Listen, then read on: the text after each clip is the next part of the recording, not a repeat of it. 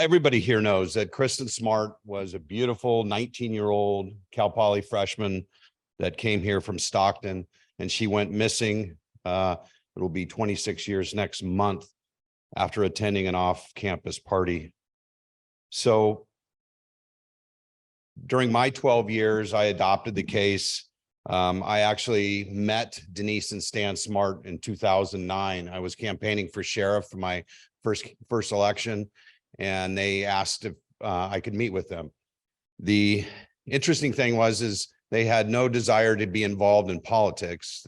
They simply wanted to know who the potential next sheriff was, and they wanted a relationship with that person, because they really had no relationship with the prior sheriff, and that was really troubling to them.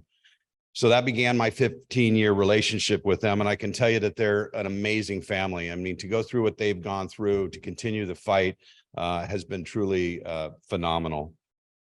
So I was actually a police officer in the city of San Luis when Kristin went missing in 1996. So when I entered office, I entered with a commitment, with a strong desire to try to bring closure to the Smart family.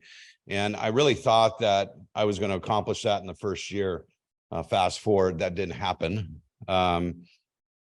So throughout my tenure, we have really focused on what can we do differently from what was done initially, and really having different investigators on it was a challenge, because you're talking about a very large investigation that took probably, if you read it every day, it'd probably take you a month to get up to speed. But when you have another caseload, it makes it even more difficult.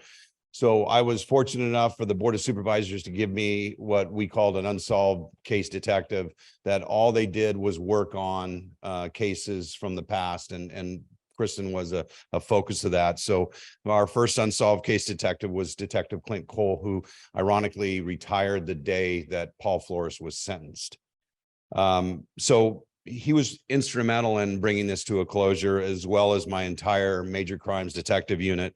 There was another odd one in the group, and that was podcaster Chris Lambert. Many of you probably have listened to the podcast. Chris really told Kristin's story that people didn't know, and it brought a lot of attention, national attention, to the case. And as you can imagine, as Cal Poly students come into Cal Poly and leave and go to other states to maybe live and be employed, it brought it back to them. So it was a really integral part of what we did. We worked closely at times with Chris, and he provided us information that we didn't have. We also utilized private labs and many, many more that I really can't, I wouldn't have time to discuss. So just during my tenure, to kind of put it in perspective, we wrote over 55 search warrants. We conducted over 20 separate property searches, locations. We completed a re-examination of all physical evidence going back to 1996, including with the assistance of the Department of Justice in California and the FBI, and then our lab people. We submitted over 45 items of additional DNA for modern DNA testing. We recovered over 300 items of new evidence, and we conducted over 150 person-to-person interviews and wrote over 600 new supplemental reports. So we did a tremendous amount over that period of time. In 2011, or since 2011, we spent approximately $1.6 million on the case. We worked over 18,000 hours on the case, and spent a significant amount of money on DNA testing, but also to purchase 2 family vehicles that were owned by the Flores family, one which we located in Mexico and one we located up in the state of Washington. Now to the good news. In March of 2021, the home of Ruben Flores was searched. Accompanying us was 2 archaeologists. That was our 3rd time actually searching that location.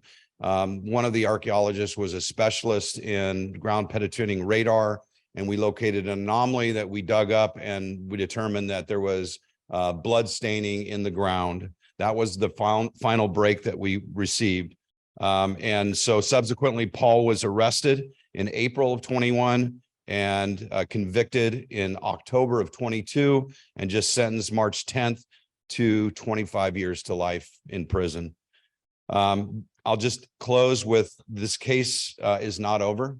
I had a commitment to the family that we continue to search and bring Kristin home, and is exactly what we're doing. So thank you.